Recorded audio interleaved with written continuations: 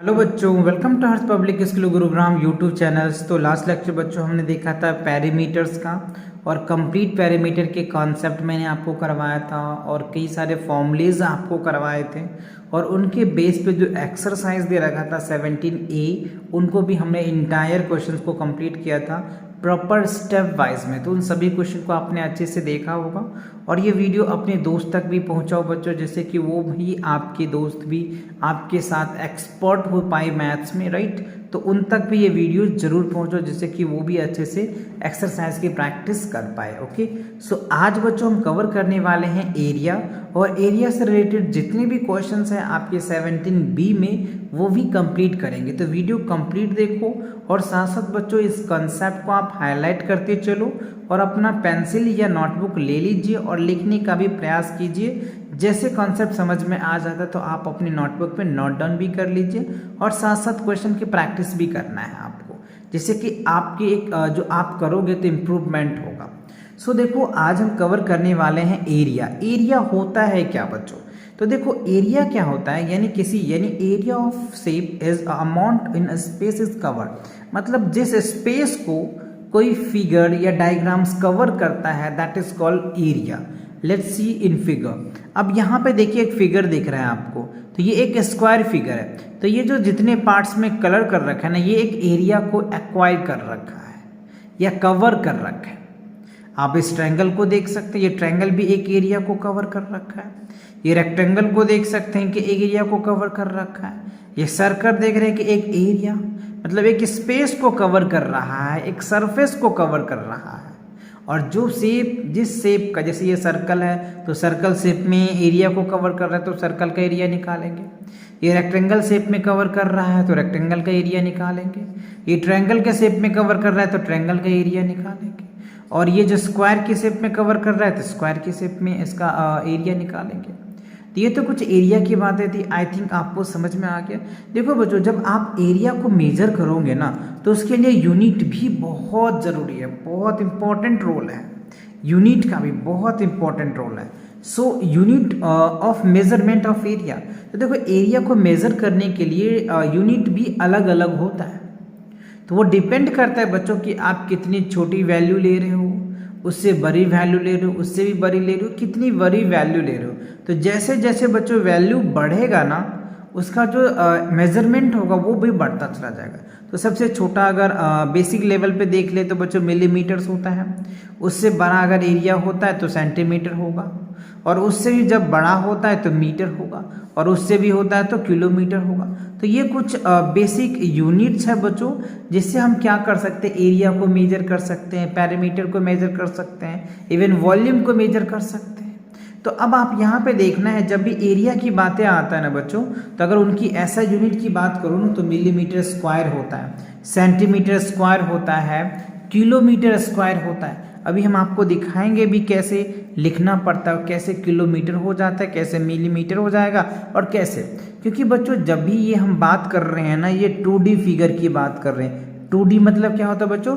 2 dimensional shape होता है। क्या होता है? 2 डायमेंशनल शेप, और जिसमें लेंथ होता है और ब्रेथ होता है, राइट। क्या होता है? लेंथ होता है और ब्रेथ होता है।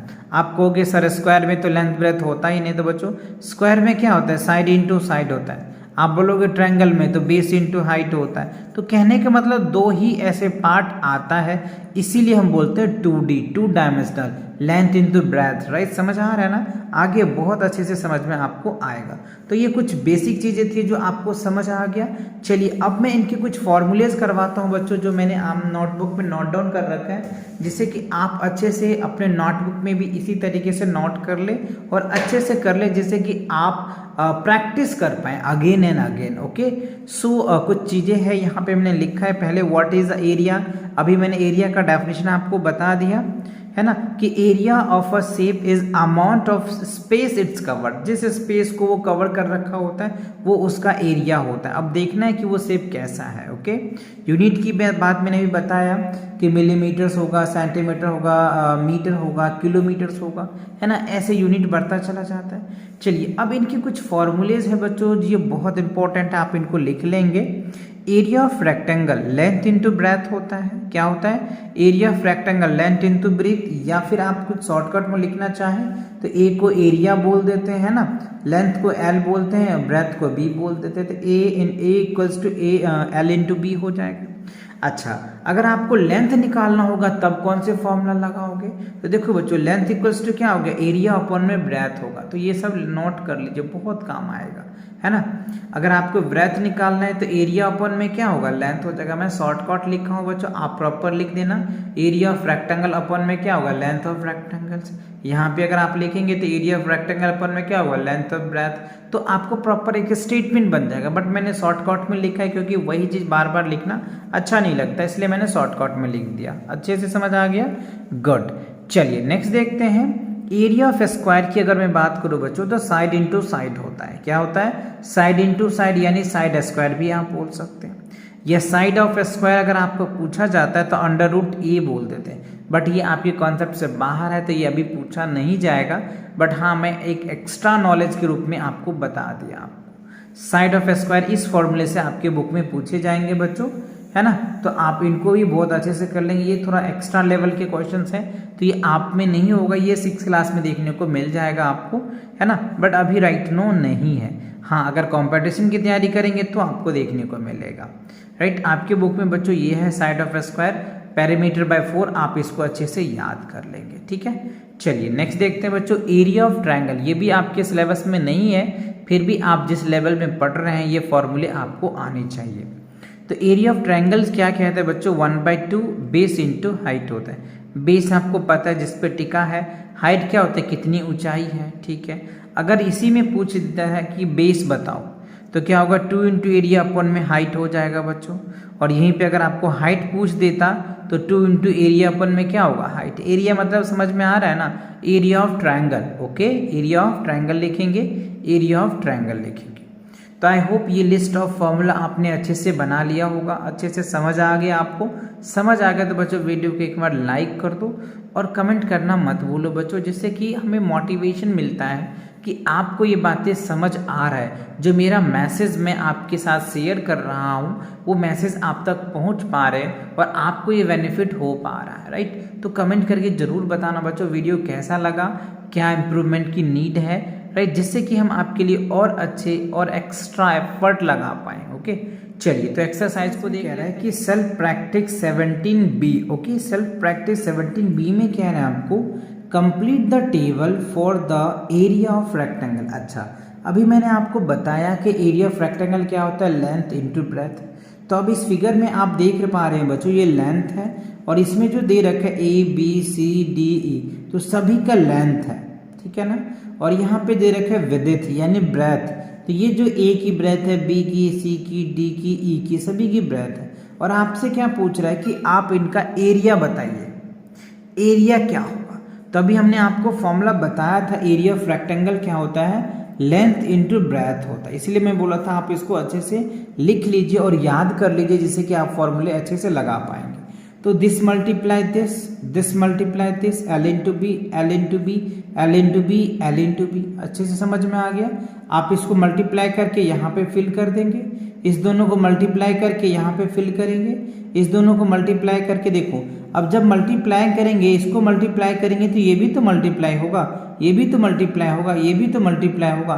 तो यही इसी को लिखते हैं स्क्वायर यूनिट। कैसे लिखते हैं अभी हम आपको समझाएंगे, राइट। सेम इसको आप मल्टीप्लाई करना, सेम इंटू इसको मल्टीप्लाई करना। तो मैंने बच्चों कर रखा है जिससे कि आपको कम टाइम लगे और आप चीज़ों को समझ पाओगे अच्छे से, राइट। सो हियर यहाँ पे आप देख सकते हैं 40 इंटू 80 को अगर आप मल्टीप्लाई करोगे, 18 है बच्चों, तो क्या होगा 7 यानी 1872 और 0 है तो 0 लगा दिया, तो 720। देखो सेंटीमीटर और सेंटीमीटर स्क्वायर हो जाएगा, इसको या तो स्क्वायर सेंटीमीटर लिख सकते हो या cm का पावर 2 लिख दो। समझ में आ रहा है ना, ठीक है। 0.12 को 10 से मल्टीप्लाई करोगे तो 1.2, यहाँ पे स्क्वायर हमने मीटर लिख दिया है, क्योंकि स्क्वायर जो है ना बच्चों इसको हम या फिर ऐसे लिख सकते हैं स्क्वायर, मैंने शॉर्टकट में लिखा है जो आप समझ पाओगे, राइट। चलिए अब यहाँ पे देखो 11 को 7 से मल्टीप्लाई करोगे तो 77 और mm है तो मिलीमीटर स्क्वायर लिख देना बच्चों, यहाँ पे मिली स्क्वायर तो लिख दिया, यहाँ पे मिलीमीटर लिख देना है। ठीक है, देखो 12.5 को 20 से मल्टीप्लाई करोगे तो 250 स्क्वायर मीटर सेंटीमीटर हो जाएगा। और 25 को 60 से मल्टीप्लाई करेंगे तो क्या होगा, 1500 स्क्वायर मिलीमीटर हो जाएगा। तो आई होप ये बातें आपको अच्छे से एकदम क्रिस्टल क्लियर हो गया होगा कि कैसे मल्टीप्लाई करना है, कैसे इसके यूनिट लिखना है। तो दोनों बातें आपको समझ आ गया, या आप इसको नोटबुक में कर लीजिए या आप चाहो तो अपनी बुक में भी फिल कर सकते हैं। ओके, चलिए इनके सेकेंड पार्ट को देखिए बच्चों। कुछ आपको डायग्राम्स दिया है और यहाँ पे तो बच्चों डेफिनेटली हर एक बच्चे कंफ्यूज हो जाते हैं कि सर कैसे करेंगे ये वाले। यहाँ तो कुछ भी नहीं दे रखा है, बट थोड़ा सा आपको दिमाग लगाना होगा बच्चों। देखते हैं कि कैसे लगेगा। सो बाय काउंटिंग स्क्वायर, अच्छा यहाँ पे क्या करना है, स्क्वायर को काउंटिंग करना है कि कितने स्क्वायर इसमें बन रहे हैं, है ना। Find the area, okay, of each shape, each shape का एरिया निकालना है। तो स्क्वायर का एरिया आपको पता है कि कैसे निकालते हैं। Each side of a small square is 1 centimetre. हर एक साइड का जो लेंथ दे रखा है, जो साइड दे रखा है वो 1 सेंटीमीटर दे रखा है। ठीक है, समझ आता है जी। चलिए अब इसको काउंटिंग करना स्टार्ट करते हैं। कितने क्या बन रहा है इसमें, स्क्वायर बन रहा है बच्चों 1 2 3 4 5, ओके, 6 7 8 9 10 11 12 13 14 15 16 17 18 19 20 21 22 23 24 25 26 27 28 29, राइट। और ये देखो दो मिलके एक बन जाएगा तो 29 30 और ये 31। तो टोटल जो होगा ना बच्चों इसका 31 स्क्वायर सेंटीमीटर है, तो सेंटीमीटर स्क्वायर हो जाएगा। समझ आ गया। आप इनको हो सकता है बच्चों कभी मिस्टेक हो जाए तो आप इसको अच्छे से काउंट भी कर लेना, काउंट करके ही करना। कि देखो 1 और ये दो जो हाफ हाफ है ना बच्चों, ये सभी आप ऐसे लिख लीजिएगा अच्छे से। फुल जो है बच्चों 29 है और हाफ की अगर मैं बात कर लूँ तो ये 4 है, राइट। तो 4 क्या होगा बच्चों, 4 का हाफ क्या होगा, अगर 2 से डिवाइड करेंगे तो 2 बन जाएगा। तो 29 और 2 क्या होगा 31 होगा। तो आप ऐसे भी लिख सकते हैं, है ना। चलिए अब इस पार्ट में देख लेते हैं कि कितने स्क्वायर से पहले स्क्वायर कट करेंगे और फिर पहले आप चाहो तो फुल लिख लो फिर हाफ लिख लेते हैं ना, जैसे कि आप भूलेंगे नहीं, अच्छे से याद रखेंगे। देखो 1 2 3, ठीक है बच्चों, 4 5 6 7 8 9 10 11 12 13 14 15 16 17 18 19 20 21 22, राइट। तो टोटल कितना है बच्चों, फुल 22 है। ठीक है, हाफ चलिए काउंट कर लेते हैं 1 2 3 4, राइट, 4 है तो यहाँ पे 4 का क्या होगा 2 हो जाएगा। तो ये 24 स्क्वायर सेंटीमीटर हो जाएगा। समझ में आया। तो ये क्या है बच्चों, 22 तो फुल था, हाफ 4 थे तो 4 के 2 ही बनेंगे, तो ये आ जाएगा आपका। चलिए अब इस फिगर में देखिए क्या रहा है आपके पास, क्या है इसमें काउंट कीजिए 1 2 3 4 5 6 7 8 9 10 11 12 13 14 15 16 17 18। तो इस फिगर की अगर मैं बात कर लूँ तो क्या हो गया, 18 तो बच्चों फुल है, फुल लिखिए F, और हाफ कितने 1 है, 2 है बच्चों, तो ये 1 आ जाएगा। तो टोटल कितना हो जाएगा इसका 19 हो जाएगा। क्या होगा 19 स्क्वायर सेंटीमीटर हो जाएगा। आई होप आपको ये समझ आ गया होगा। बहुत बच्चे को ये कन्फ्यूज़न होते हैं, कंफ्यूज में रहते हैं कि सर इसका एरिया कैसे निकालेंगे। तो काउंटिंग करके निकालना है बच्चों। हाफ है तो 2 हाफ मिलके 1 बन रहा है कंप्लीट, तो आप उनको लेंगे। समझ आ गया ना। चलिए अगला क्वेश्चन को, area of each of the object and so below, अच्छा सोन बिलो। अब यहाँ पे देख लो आपको ये एक स्टीमर्स दिख रहा है बच्चों, यहाँ पे एक लेटर दे रहे हैं, यहाँ पे एक टेबल दे रखा है। तो इस टेबल को देखना है और इस टेबल को देख करके आप इनको एरिया निकालना है। तो देखने से ये पता चल रहा है कि ये बच्चों रेक्टेंगल है। क्या है, रेक्टेंगल है। तो रेक्टेंगल का एरिया मैंने अभी आपको बताया था, फॉर्मूला लिखाया था। एरिया क्या होता है बच्चों, L इंटू बी होता है ना। तो देखो एक को जो बड़ा है आप उसको लेंथ मान लीजिए और जो छोटा है उसको ब्रेथ मान लीजिए। तो एरिया क्या होगा L इंटू बी। तो जब आप इसका एरिया की बात करेंगे हम लोग, तो 9 चौक का क्या होगा बच्चों, 9 छागा 54। तो यहाँ पे क्या होगा 54, और सेंटीमीटर है तो सेंटीमीटर 2 है तो सेंटीमीटर 2 यानी सेंटीमीटर स्क्वायर हो जाएगा। तो समझ आया ना। तो सेम इसी तरह से यहाँ पे भी देखिए बच्चों, ये भी आपको जो फिगर लग रहा है, ये फिगर कैसा लग रहा है मुझे बताइए। ये फिगर आपको रेक्टेंगल का ही लग रहा है, तो यहाँ पे भी बच्चों ये आपका लेंथ बन जाएगा, ये ब्रेथ बन जाएगा, राइट। तो एरिया अभी आपको पता ही है कि क्या होता है, L इंटू बी होता है। तो 11 इंटू क्या करेंगे 8.5, तो क्या रिजल्ट आएगा 11 इंटू 8.5, अगर आप इसको मल्टीप्लाई करेंगे तो क्या रिजल्ट आ जाएगा 93.5 आ जाएगा। क्या होगा 93.5 आ जाएगा आपका आंसर। सिंपल सी बात, और सेंटीमीटर है तो सेंटीमीटर स्क्वायर कर देंगे। ठीक है, ये बात समझ आया। अच्छा, अब आप ये टेबल का बताइए मुझे, टेबल में क्या दिख रहा है आपको। टेबल में भी बच्चों आपको ये रेक्टेंगल ही दिख रहा है, तो सिंपल से फॉर्मूला वही लगाएंगे, क्या होगा L इंटू बी लगाएंगे। तो L की वैल्यू आपका ये हो जाएगा, B की वैल्यू ये हो जाएगा। तो 4.7 इंटू 3.2, दोनों को अगर आप मल्टीप्लाई करेंगे तो क्या रिजल्ट आएगा, चलिए करके मुझे बताइए कितना आएगा 15.04, और यहाँ पे मीटर है तो मीटर स्क्वायर आ जाएगा।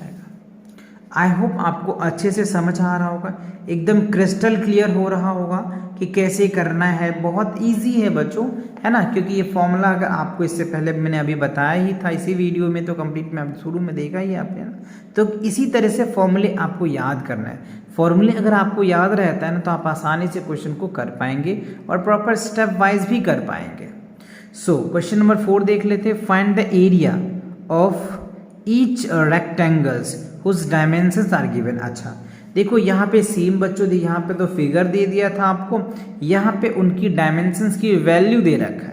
ए में देखो आपको 5 सेंटीमीटर, 3 सेंटीमीटर, बी में दे रखा है, अलग अलग दे रखा है। तो इसका कैलकुलेशन बच्चों मैंने नोटबुक पे कर रखा है, क्योंकि यहाँ पे स्पेस नहीं था तो अच्छे से नहीं किया मैंने। अब यहाँ पे आपको दिखाते हैं, चलिए देखिए क्वेश्चन नंबर 4 में, राइट, सभी का मैंने सॉल्यूशन कर रखा है, जैसे कि आपको कोई दिक्कत ना हो बच्चों।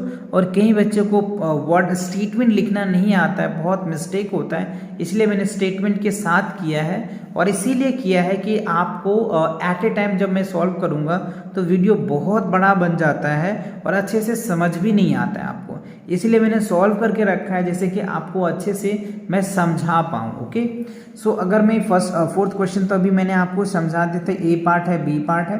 देखो, लेंथ ऑफ रेक्टेंगल 5 सेंटीमीटर है, ब्रेथ ऑफ रेक्टेंगल 3 सेंटीमीटर है, area of rectangle L into B, तो दोनों को मल्टीप्लाई करेंगे 5 × 15 और सेंटीमीटर सेंटीमीटर तो सेंटीमीटर स्क्वायर हो जाएगा।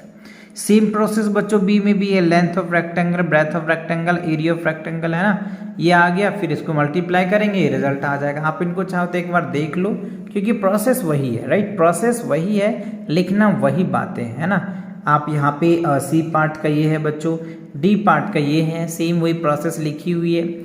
ई पार्ट का बच्चों ये है ना। आप ई पार्ट का यहाँ पे देख लें, थोड़ा सा इसमें ट्रिकली है, क्योंकि सेंटीमीटर्स में यहाँ पे दे रखा है और आंसर जो है आपको मीटर में दे रखा है, तो कंफ्यूज हो जाओगे। तो पहले आप एरिया निकालो बच्चों, तो ये एरिया निकल के आ गया। अब क्या करेंगे ना कि हम इसको मीटर में कन्वर्ट करेंगे। तो देखो बच्चों, ये क्या है 8750 है सेंटीमीटर स्क्वायर में। तो 1 सेंटीमीटर के स्क्वायर की अगर मैं बात कर लूँ तो क्या होगा 100 मीटर होता है, और सेंटीमीटर स्क्वायर की अगर मैं बात कर लूँ तो क्या होगा 100 × 100, यानी क्या होगा बच्चों 10,000 हो जाएगा। क्या होगा 10,000, इसीलिए मैंने यहाँ पे 10,000 से डिवाइड किया है मीटर में कन्वर्ट करने के लिए, क्योंकि आंसर्स बच्चों ये है आपके बुक में, है ना। तो अगर यहाँ मैं छोड़ देता तो कई बच्चे बोलते कि सर आंसर ही गलत आया, राइट, क्योंकि क्वेश्चंस में बच्चों हमें तो ये पता नहीं होता ना कि मीटर में कह रहा है या सेंटीमीटर में कह रहा है या किलोमीटर में कह रहा है, तो मैं तो वहीं छोड़ दूंगा जब आंसर आ जाएगा हमारा। बट जब फाइनली जब चेक करेंगे तो बच्चों ये रिजल्ट आया, इसलिए ये चीज़ें कन्वर्ट करना भी बहुत ज़रूरी है, फिर जा करके आपका एग्जैक्टली जो बुक के आंसर्स है वो आपका करेक्ट हो पाएगा। क्लियर, चलिए अगला क्वेश्चन देख लेते हैं कि find the area of square whose one side is. ठीक है, तो देखो आपको कह रहा है कि एरिया ऑफ स्क्वायर निकालना है। तो अभी मैंने आपको बताया कि एरिया ऑफ स्क्वायर क्या होता है, साइड इनटू साइड होता है। तो साइड आपको दिया हुआ है, तो मैंने क्वेश्चंस किया है यहाँ पे सेम। देखो बच्चों, आप क्या लिखना है, area of square side into side होता है, और साइड दे रखा है तो 2 × 2 4 हो जाएगा, और सेंटीमीटर है तो सेंटीमीटर स्क्वायर आ जाएगा। अगर मिलीमीटर होता तो मिलीमीटर स्क्वायर आ जाता। बी में देखो 15 सेंटीमीटर है तो side into side 15 × 50 225 centimetre square हो जाएगा। सेम बच्चों सी पार्ट का भी ये रिजल्ट है, आप मैच कर लीजिए, चाहे आप चाहो तो स्क्रीनशॉट ले लो, जैसे कि आप इन क्वेश्चन को प्रैक्टिस कर पाओगे कि सेम है। एक ही क्वेश्चन के कई पार्ट्स दे रखे हैं बच्चों, प्रोसेस तो वही लगना है, तो मैंने अच्छे से स्टेटमेंट लिख दिया है, आप इसी तरीके से लिखना। ओके, आप डी पार्ट का चाहे तो ये आंसर्स होगा बच्चों, से मल्टीप्लाई करोगे तो ए पार्ट में 2.5 को 2.5 से मल्टीप्लाई करो तो 6.25 आ जाएगा। 27 को 27 से मल्टीप्लाई करोगे तो 729 आएगा, और सेंटीमीटर तो सेंटीमीटर, मीटर है तो मीटर स्क्वायर आ जाएगा।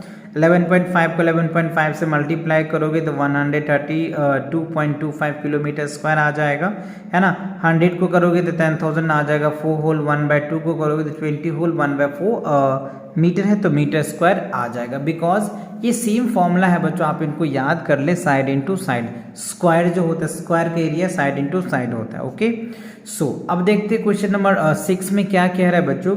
What square units would you use to measure the area of the following? अच्छा, यहाँ पे देखो बच्चों, कुछ वैल्यूज को मेजर्स करने के आप कौन सी यूनिट लगाएंगे वो आपको आइडेंटिफाई करने को कह रहा है। वैसे करने को हम डिपेंड करेगा कि उनकी साइज कितनी बड़ी है, तो वही एक स्टेटमेंट के रूप में आपको दिया है, और आपसे ये आंसर चाह रहा है कि आप इनको किस में मेजर्स करेंगे।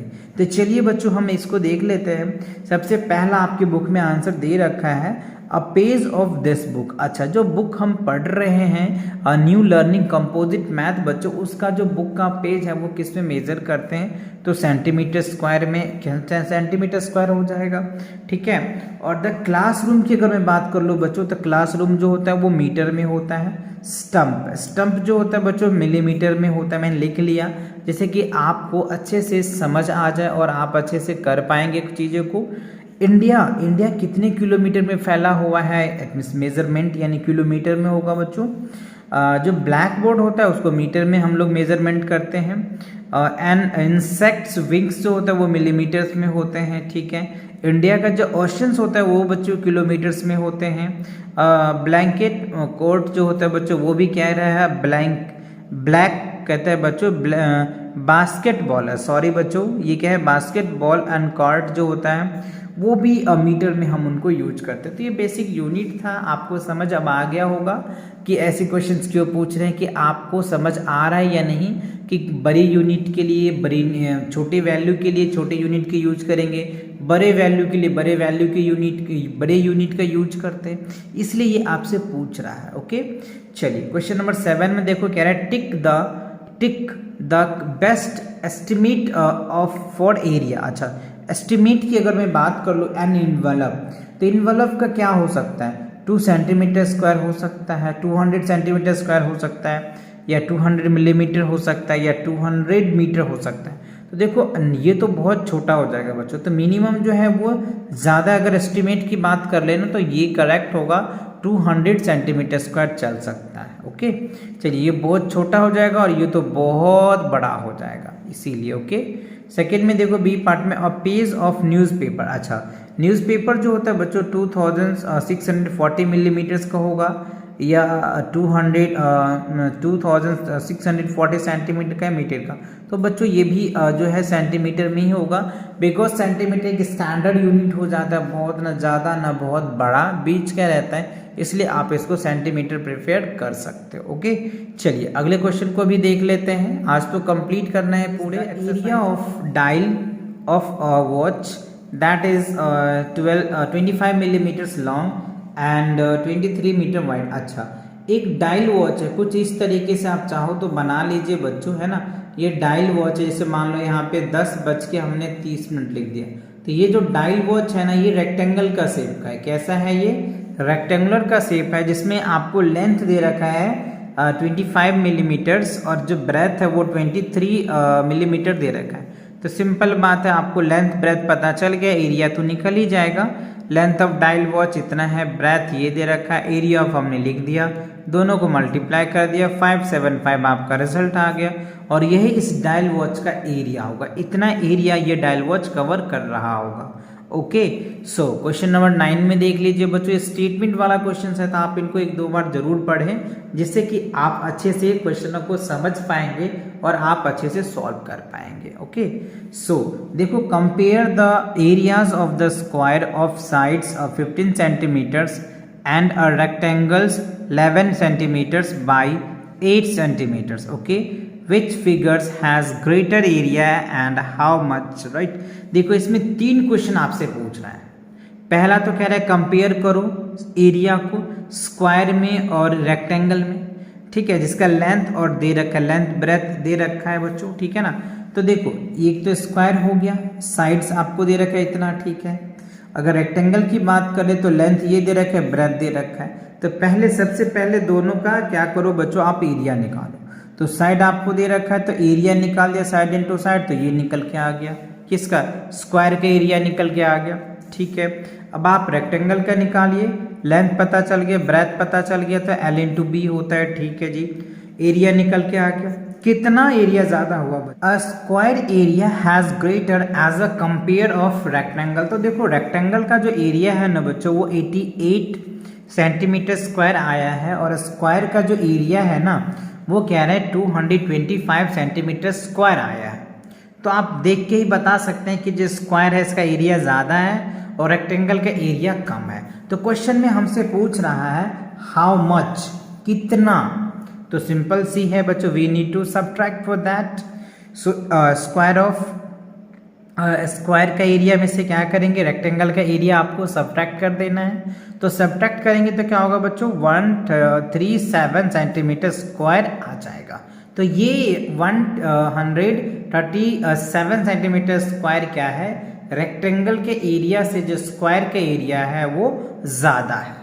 समझ आ गया, तीनों पार्ट अच्छे से क्लियर हो गया, एकदम प्रोसेस से क्लियर हुआ। तो ऐसे ही बच्चों आपको स्टेप वाइज करना है, जिससे कि आपको अच्छे से अच्छा मार्क्स मिल पाए। पूरे जितने के ये क्वेश्चंस आपके पूछे जाते हैं उतने आपको मार्क्स मिल पाए। क्लियर, चलिए आगे की question. Rectangular park measures 500 metre by and 100 meters and a square field has 220 meter size, ठीक है। तो आपसे कह रहा है do the two park have same area. तो क्या दोनों पार्क का जो एरिया है वो सेम है क्या, स्क्वायर और रेक्टेंगल में? तो आंसर क्या है, नो है बच्चों। तो कैसे नो है, चेक करके बताना पड़ेगा। तो लेंथ ऑफ पार्क ये दे रखे, ब्रेथ ऑफ पार्क दे रखे, तो एरिया अगर आप निकालते हैं ना तो सिंपल से फॉर्मूला L इंटू बी लगाएंगे तो ये आपका 50,000 मीटर स्क्वायर आता है। और अगर साइड यानी स्क्वायर वाला एरिया अगर मैं बात कर लूँ तो साइड ऑफ स्क्वायर क्या है, दे रखा है आपको 220 मीटर्स है, ठीक है। Area of square side into side अभी मैंने आपको बताया। अब जब दोनों को मल्टीप्लाई कर रहे हैं तो क्या है, 48,400 मीटर हो रहा है। और देखो इसका जो एरिया है वो 50,000 मीटर स्क्वायर है और इसका जो है बच्चों 48,400 है। इट मीन्स यहाँ पे अगर मैं बात कर लूँ तो 6 यानी 1600 जो है बच्चों मीटर स्क्वायर कम है। तो दोनों तो इक्वल नहीं है ना, दोनों तो सेम नहीं है ना, इसीलिए हमने यहाँ पे नो लिखा है। नो लिखा है तो ठीक है, आपको बुक में नो ही होगा आंसर, बट रीजन दोगे ना तो जा करके अच्छे से आइडेंटिफाई कर पाएंगे, अच्छे से आप समझ पाओगे। इसलिए मैंने रीजन दिया नो लिखने का कि क्या रीजन है। ओके सो अब इसका बी पार्ट की अगर मैं बात कर लो बच्चों, सेम क्वेश्चन का बी पार्ट क्या कह रहा है, देखिए which park require more facing and by how much more. अच्छा देखो यहाँ पे जब भी फेसिंग की बात कर देना बच्चों तो इसका मतलब है कि आपको पेरीमीटर पूछ रहा है। क्या पूछ रहा है, पेरीमीटर पूछ रहा है। तो सिंपल पेरीमीटर ऑफ रेक्टेंगल क्या होता है बच्चों, 2 इंटू एल प्लस बी। अभी मैंने आपको बताया भी था। तो एल की वैल्यू पता है आपको, बी की वैल्यू पता है, तो सिंपल सी वैल्यू पुट कर दीजिए। तो 500 प्लस 100 600 हुआ, तो 2 इंटू 600 1200 आ जाएगा। तो ये इसका पेरीमीटर निकल के आ गया फर्स्ट पार्ट का। सेकेंड पार्ट की अगर मैं बात कर लूँ तो सेकेंड पार्ट तो स्क्वायर है बच्चों, तो perimeter of square 4 into side होता है। तो आप इसको मल्टीप्लाई करेंगे तो ये रिजल्ट निकल के आ जाएगा। तो अब यहाँ पे देखो ये क्या है बच्चों, 1200 मीटर है और ये क्या है बच्चों 880 मीटर है। तो किसका पेरीमीटर ज़्यादा हो रहा है, तो रेक्टेंगल जो है बच्चों उसका पेरीमीटर ज़्यादा हो रहा है। कितना ज़्यादा हो रहा है ये भी तो आपसे पूछ रहा है। तो rectangle park has more facing area कह सकते हैं। हाउ मच कितना, तो 1200 में से 880 अगर आप लेस कर देंगे तो 320 जो होगा ना ये एरिया ये पेरीमीटर निकल के आ जाएगा किसका, as a compare of rectangle से क्या होगा, सॉरी स्क्वायर से रेक्टेंगल का ज़्यादा होगा। आई होप समझ आ गया, अच्छे से क्लियर हो गया। चलिए अगला question, the length of rectangle whose area. अच्छा, आप यहाँ पे देखिए बच्चों कि एरिया आपको दिया हुआ है और ब्रेथ दिया हुआ है, आपसे पूछा जा रहा है कि लेंथ बताइए। तो लेंथ के लिए मैंने फॉर्मूला लिखवाया आपको कि length of rectangle equals to क्या होता है, एरिया अपॉन में क्या होगा, ब्रेथ। तो एरिया अपॉन में ब्रेथ डिवाइड कर दीजिए, ये रिजल्ट निकल के आ जाएगा। Length of rectangle area upon में ब्रेथ डिवाइड कर दीजिए, रिजल्ट निकल के आ जाएगा। सेम बच्चों क्वेश्चन नंबर 12 में आपको ब्रेथ पूछ रहा है, एरिया दे रखा है, लेंथ दे रखा है। तो ब्रेथ ऑफ रेक्टेंगल क्या होगा, एरिया अपॉन में लेंथ हो जाएगा। तो एरिया आपको पता है, लेंथ पता है, डिवाइड कर दीजिए, रिजल्ट निकल के आ जाएगा। एरिया आपको दे रखा है, लेंथ दे रखा है, सिंपल से ब्रेथ, ब्रेथ का फॉर्मूला लगाइए, रिजल्ट आ जाएगा। बहुत बेसिक सा क्वेश्चन है, बहुत इजी सा क्वेश्चन है। आप इनको देख करके प्रैक्टिस जरूर करना बच्चों, जिससे कि आप और अच्छे से परफेक्ट हो पाओगे। ओके, सो क्वेश्चन नंबर 13 में देखिए बच्चों, ये थोड़ा सा क्वेश्चन घुमा हुआ है, तो आप इसको आसानी से अच्छे से माइंड लगा के करना। Okay, find the perimeter of a rectangle whose area आपको यहाँ पे दे रखा है, ब्रेथ दे रखा है, ठीक है। आपको कह रहे पेरीमीटर बताइए। तो देखो बच्चों, एरिया है, ब्रेथ है, लेंथ होगा जब भी आप पेरीमीटर निकाल पाएंगे। तो सबसे पहले आप क्या करेंगे, लेंथ निकालेंगे। तो लेंथ के लिए मैंने फॉर्मूला बताया था, एरिया अपॉन में ब्रेथ। तो एरिया अपॉन में ब्रेथ बच्चों मैंने यहाँ पे थोड़ा सा शॉर्टकट किया है, आप इसको अच्छे से लिख लेना। Length of rectangle equals to क्या होगा, एरिया ऑफ रेक्टेंगल अपॉन में length of breadth, sorry breadth का ये ले देना और फिर उससे डिवाइड कर देना, तो ये रिजल्ट निकल के आ जाएगा। तो लेंथ पता चल गया, ब्रेथ आपको दे रखा है, तो perimeter of rectangle 2 × l + b होता है। तो 2 × l + b कर दीजिए, राइट। 2l और b दोनों को ऐड कीजिए, 66 को 2 से मल्टीप्लाई करेंगे तो 132 आपका रिजल्ट आ जाएगा। और यही आपसे पूछा जा रहा है। सेम बच्चों बी पार्ट में भी दे रखा है ना, एरिया दे रखा है और आपको ब्रेथ दे रखा है, तो आप इसको लेंथ निकाल लेना। लेंथ निकालने के बाद फॉर्मूला लगा देना। सेम बच्चों सी पार्ट में दे रखा है, सी पार्ट में थोड़ा मिक्स फ्रैक्शन में दे रखा है, इसलिए मैंने सी पार्ट आपको यहाँ पे करके दिखाया। एरिया आपको दे रखा है, लेंथ दे रखा है, तो ब्रेथ है तो एरिया अपॉन में क्या होगा, लेंथ डिवाइड कीजिएगा, तो लेंथ कितना आ जाएगा, 16/3 आ जाएगा। मैंने यहाँ पे कट रखा है, आप यहाँ पे देख पा रहे होंगे। 416/21 आ रहा है और यहाँ पे 7/26। तो इससे मैंने इसको 3 से काट दिया, फिर इसको 2 से काटा, फिर इसको 2 से काटा, फिर 13 से इसको काट दिया, तो क्या हो गया 16 आ गया बच्चों। तो 16/3 ये आपका रिजल्ट आ गया लेंथ। और पेरीमीटर ऑफ रेक्टेंगल आपको पता है कि क्या होता है, 2 × l + b है ना, क्या होता है 2 × l + b। तो फॉर्मूला हमने लगा दिया, सॉल्व किया, बाकी कैलकुलेशन आपको आता है। यहाँ पे एलसीएम लेंगे क्योंकि दोनों कट नहीं रहा है, तो मल्टीप्लाई हो जाएगा, तो 7 × 3 = 21 आ जाएगा। फिर आप इसको डिवाइड करें, डिवाइड करने के बाद जो क्वेश्चन आएगा, क्वेश्चन को आप इसको मल्टीप्लाई करेंगे, ठीक है। सेम बच्चों, और दोनों मल्टीप्लाई करने के बाद जब इसको भी सेम करेंगे, दोनों को ऐड करने के बाद ये 190 आएगा। स्पेस कम था, इस वजह से मैं थोड़ा सा शॉर्टकट मार दिया, तो आप समझ पा रहे होंगे क्योंकि बेसिक चीज़ें हैं, ये बात कई बार रिपीट कर चुका मैं आपको, इसलिए थोड़ा शॉर्टकट मारना भी जरूरी है। ओके, सो अब ये आ गया, 2 से मल्टीप्लाई कर दो, 380/21 हो जाएगा। 21 से अगर आप इसको डिवाइड करेंगे तो 18 होल 2/21 सेंटीमीटर आ जाएगा। ये इस रेक्टेंगल का पेरीमीटर हो जाएगा। ओके, तो आई होप आपको ये क्वेश्चंस अच्छे से समझ में आ गया होगा बच्चों। तो इन सभी क्वेश्चन जो वर्ड प्रॉब्लम वाले क्वेश्चन है ना, इन सबको अच्छे से आपको प्रैक्टिस करना है, जिससे कि आप अच्छे से क्वेश्चंस को सॉल्व कर पाओगे। और तो इसी के साथ ये एक्सरसाइज भी आपका कंप्लीट होता है। आई होप आपको ये अच्छे से समझ में आ गया होगा। और इससे पहले वाले 17A अगर आपने नहीं देखा बच्चों पेरीमीटर का, तो वो आप जरूर देखना, जिसके हेल्प से आप ये एक्सरसाइज भी बहुत आसानी से कर पाएंगे, बहुत हेल्प मिलेगा, क्योंकि वहाँ पे एकदम डिटेल इंटायर मैंने पेरीमीटर का कवर कर रखे हैं। ओके, और बच्चों ये वीडियो से जो बच्चे भी क्लास 5th में पढ़ रहे हैं उन तक ये जरूर पहुँचाओ, जिससे कि वो बच्चे भी इस वीडियोस को देख करके अपने प्रिपरेशन को एकदम बूस्टअप ला सके और अच्छे से तैयारी कर पाए और अच्छा रिजल्ट ला पाए। ओके, चलिए तो मिलेंगे नए वीडियो के साथ बहुत जल्दी, तब तक पढ़ाई करते रहो। All the very best.